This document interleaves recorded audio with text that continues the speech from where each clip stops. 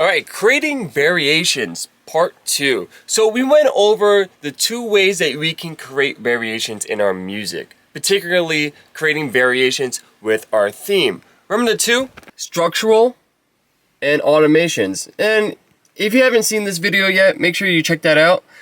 But today we're going to go over automations.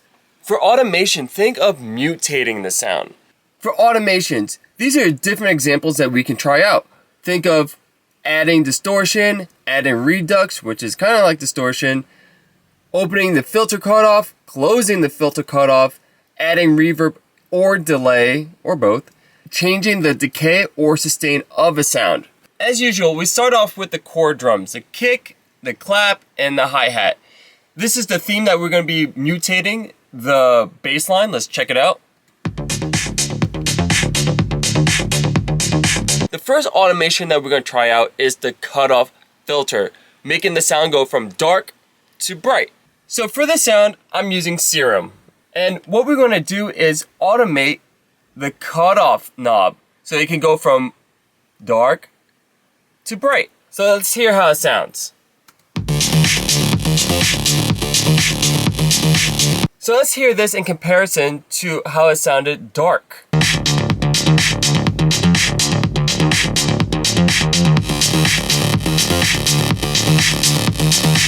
Now we have heard our sound going from dark to bright. What other knobs can we automate? Within Serum, we have this knob, the resonance knob, that creates this little peak in the frequency. So let's hear how that sounds in this example.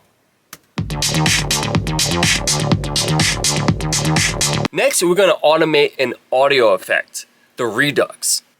If you look here, I have an audio effect, the reduct, applied to my theme. So let's check it out. That sounds cool. Maybe I'll use it for, who knows, like the second part of a drop or something. Okay, what else can we automate? What if we remove the lows? How would that sound? So I have an auto filter applied to the theme, and I remove the lows by using the cutoff frequency knob. So let's take a listen. This is what I'm thinking. For this variation, I can use it for an intro. So imagine you remove the lows. As we approach the drop, we could give the audience the low end information, the sub. So what I did here, this section is no lows, then it goes into a section with the low end information. Just to demonstrate how this could sound like in a real song, I will also remove the low end information in my drums. So let's take a listen.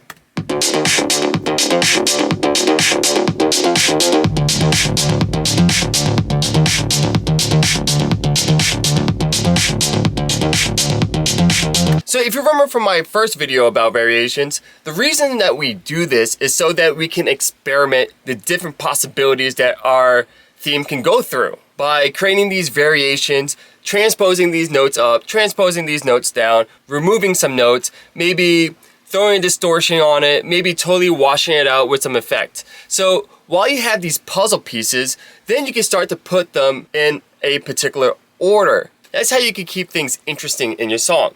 So I'm gonna leave you with that, and let me know what kind of variations you guys use in your tracks. All right, see ya.